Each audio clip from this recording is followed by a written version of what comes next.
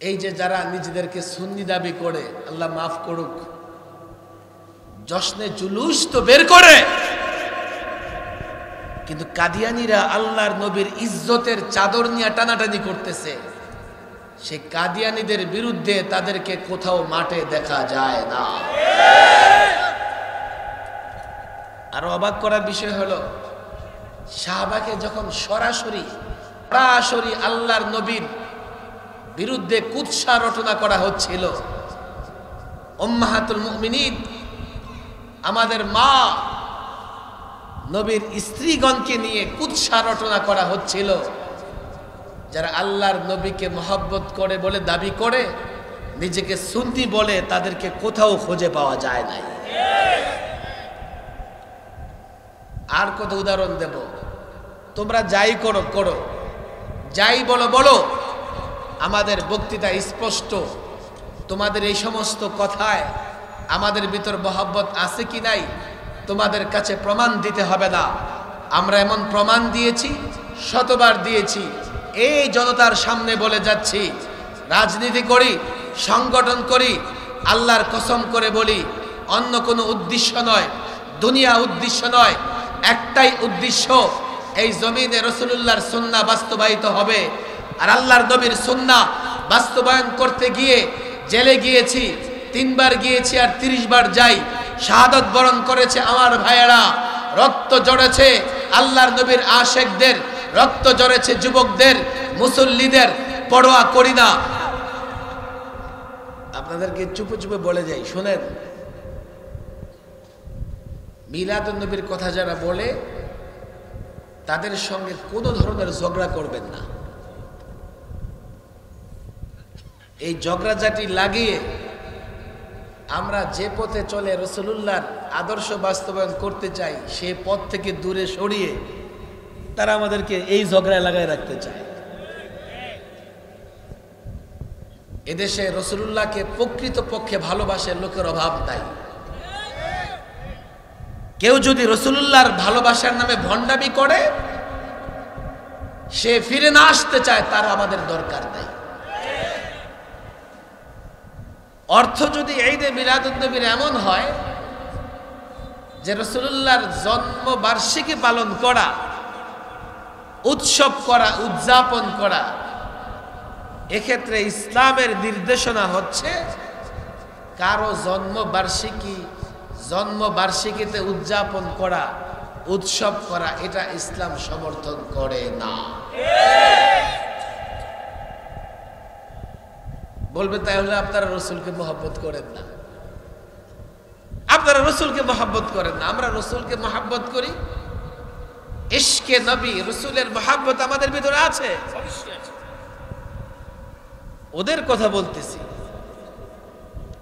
আর আপনারা খারিজি, আপনারা ওহাবি, আপনারা এই, আপনারা সেই, আপনারা রাসূলকে মহব্বত করেন না, এই জন্যই উৎসব করেন না। আমরা রাসূলকে মহব্বত করি, এই তো কালকে দেখবেন ভারত থেকে আমদানি করে মৌলবি ধরে এনে চিটাগাঙ্গে ওরা উৎসব করবে। ওরা নাকি রাসূলকে মহব্বত করে, আর আমরা রাসূলকে মহব্বত করি না। রাসূলকে মহব্বত করার আলামত যদি 12 রবিউল আউয়ালে উৎসব করা, জশ্নে জুলুস বের করা হয়, খেয়াল করে শুনবেন, সাহাবায়ে কেরাম রাসূলকে মহব্বত করতেন না করতেন না? আমাদের মতো করতেন না, আমাদের চেয়ে লক্ষ গুণ বেশি করতেন। তারা তো 12 রবিউল আউয়াল উদযাপন করে নাই।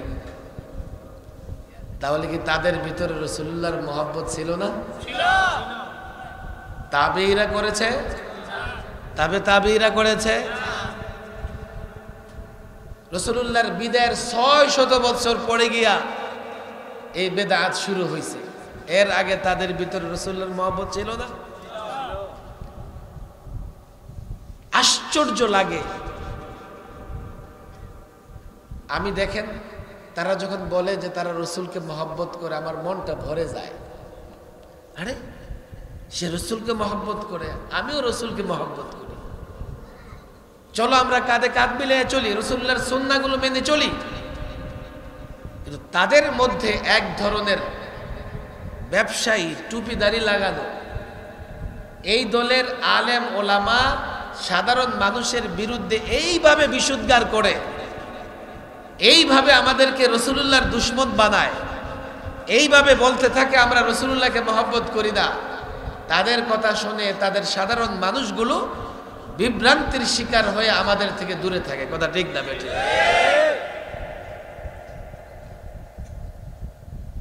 দুঃখজনক কথা, টুপি দাড়িওয়ালা কিছু লোক হয়ে গেছে, আমাদেরকে গালাগালি করা তারা একটা ব্যবসা তৈরি করে ফেলেছে,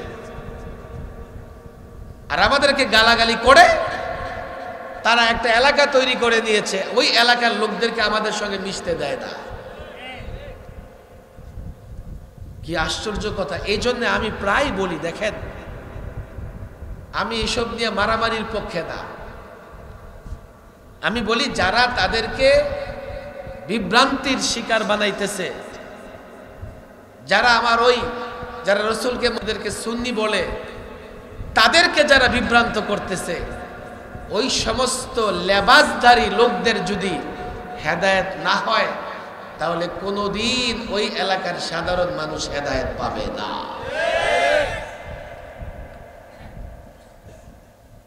মিলাদুন নবী মানে রাসূলুল্লাহর জন্ম, সিরাতুন নবী মানে রাসূলুল্লাহর জীবন চরিত্র, রাসূল ইসলামের জীবনী।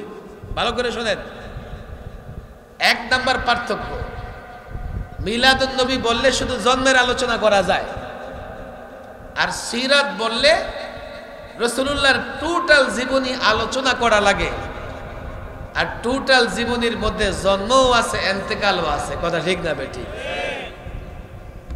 দুই, মিলাদুন নবীতে অনুসরণ করার কোনো কিছু নাই, আছে নাকি?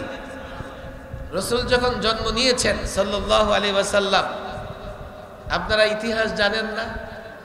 এই যে পারস্যের রাজমহলের 14টা গম্বুজ ভেঙে পড়ে গেছে, শ্বেত সাগর শুকায় গেছে, শিখা অনির্বাণ নিভে গেছে। হায় হায় হায়!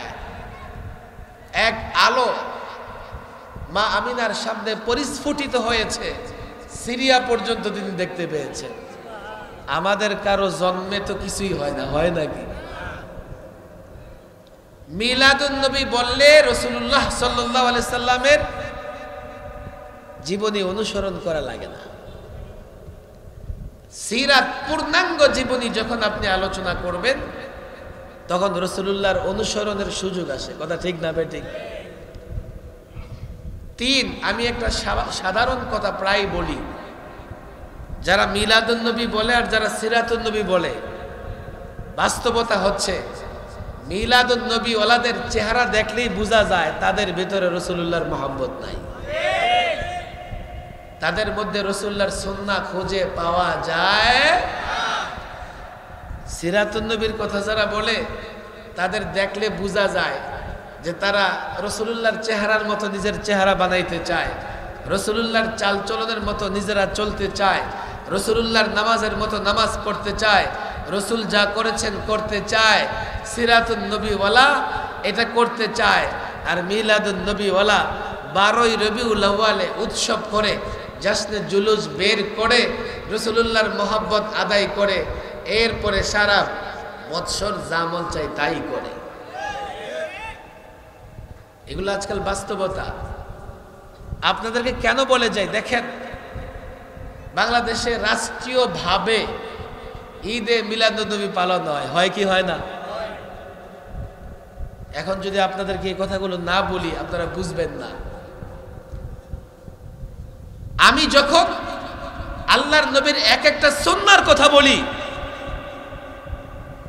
আমি যখন আল্লাহর নবীর আদর্শের কথা বলি, আমি যখন আল্লাহর নবীর অর্থনীতির কথা বলি, বিচার ব্যবস্থার কথা বলি, আল্লাহর নবীর সমাজ ব্যবস্থার কথা বলি, তোমাদের পছন্দ হয় না, কিন্তু তোমরা মিলাদুন নবী রাষ্ট্রীয়ভাবে পালন করো।